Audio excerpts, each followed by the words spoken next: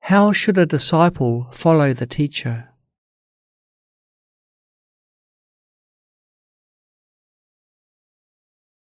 Explaining why a qualified disciple should follow a teacher. Those qualified to receive the Dharma should carefully observe whether the teacher possesses the qualities explained in the previous texts and receive teachings from a qualified teacher. This is tricky.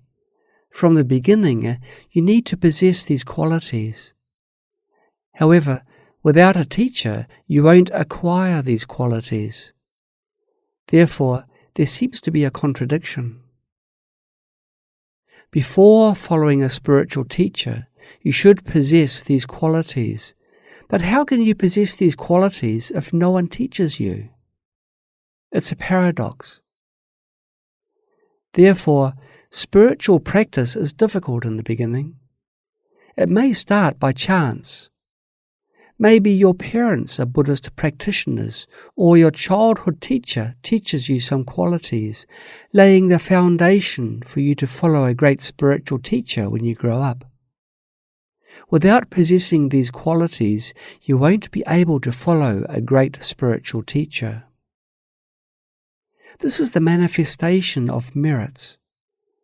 Those who have accumulated merits from past lives already possess these qualities before encountering their spiritual teachers. On the other hand, those who don't have enough merits won't meet a great spiritual teacher from the beginning. Instead, initially, they may encounter ordinary teachers or fellow practitioners who impart some teachings to them or learn some principles through reading books and scriptures.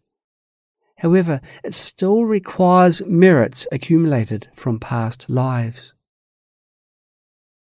Those with meagre merits can only start by taking refuge in the 3 jewels and observing the 5 precepts. For example, those burdened by heavy karmic debts won't be able to follow a good spiritual teacher. Even if they encounter a good teacher, they cannot follow them. They can only take refuge in the 3 jewels, get a Dharma name, and build a karmic connection with the teacher. However, it is hard for them to learn the Buddha's teachings with the teacher in this lifetime. Therefore, everything depends on causes and conditions.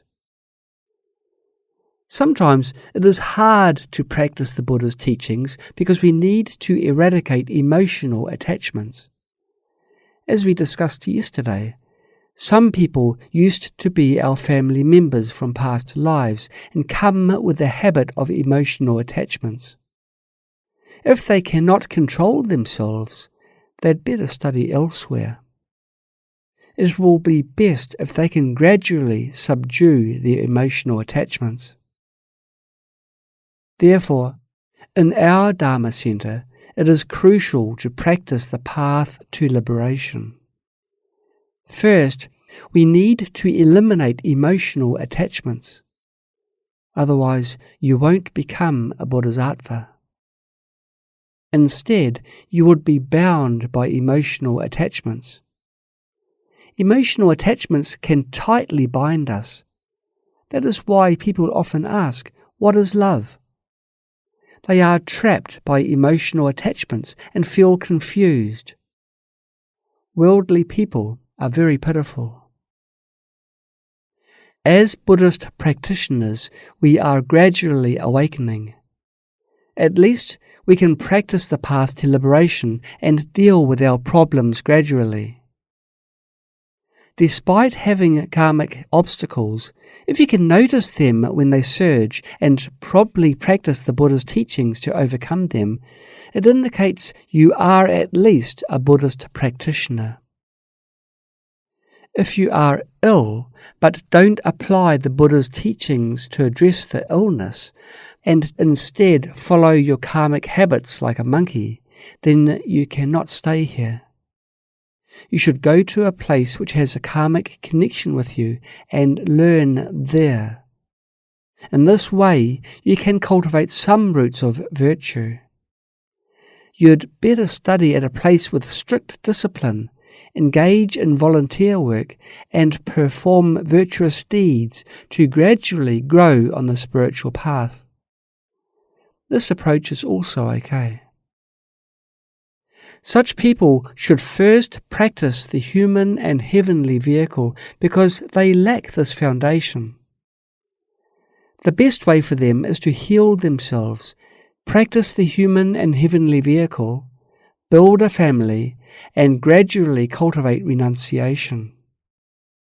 Therefore, not everyone has the merits to practice the path to liberation. It would be remarkable if 1 to 5% of those who take refuge in the three jewels could practice the path to liberation.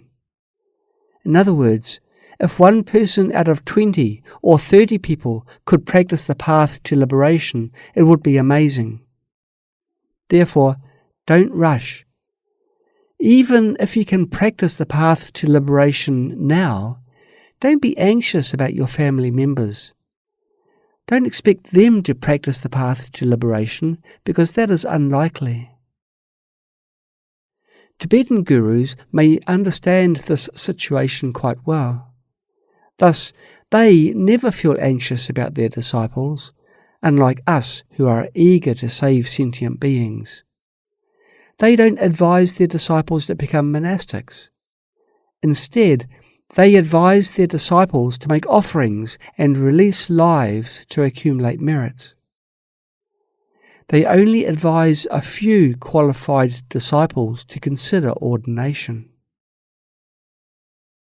They are not opposed to ordination. However, when people consult them on whether to become monastics or not, they usually say no. They only recommend a few disciples with sharp faculties to become monastics. They may have a clear insight into this. So, don't be anxious. Chinese people tend to be anxious. Enlightened masters may wish all their disciples to attain enlightenment, and monastics may wish everyone to renounce worldly life. We tend to have this mentality. It seems our compassion is well cultivated. We tend to be anxious. That is why we transmit the 3 sets of vows at once. In contrast, the rule is quite strict in Tibet. Only after reaching a stage can one receive the corresponding precepts. Moreover, the Bodhisattva vows are transmitted in 2 stages. In the beginning, one receives the novice precepts that take a long time to study. Afterward, when the conditions are ripe, one can receive the full monastic precepts and practice for a long time. Later, if deemed qualified, one can receive the Bodhisattva vows. The Bodhisattva vows are transmitted in 2 stages, starting with the vows of bodhicitta in aspiration. They go step by step, similar to how we study in school.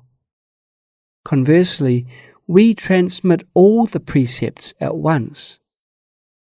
This demonstrates the eager compassion of our Chinese masters, who wish everyone to become bodhisattvas swiftly. We should bear in mind that this is also an attachment.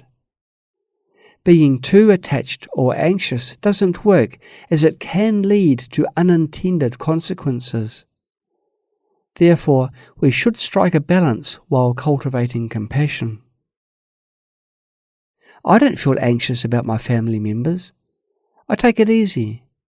If you are too anxious, they might feel annoyed and argue with you. Don't rush. Take your time. Eventually, they will gladly study with you. If you are impatient with them, they might never have the opportunity to learn the Buddha's teachings in this life. They may become annoyed and break up with you. As a result, no matter what you say, they won't believe it. Hence, it would be hard to enlighten them. There are two different biographies about following the Guru, namely the biography of Geshe Dromtonpa and the biography of Sangpua. Sangpua had many gurus. Whenever someone gave Dharma teachings, he would go and listen. Once, while returning from Kham, he even listened to a lay practitioner explaining the Dharma on the way. His disciples said, "It is inappropriate for you to listen to his teachings." Sangpua replied, "Don't say that. Through this Dharma lecture, I have received two benefits. The two benefits can be understood as the benefit of listening to the Dharma and the benefit of rejoicing in the Dharma." I think this is good. Of course, this lay teacher may not be an ordinary layperson, but an accomplished lay practitioner. In comparison, Geshe Dromtonpa followed very few gurus, not more than 5.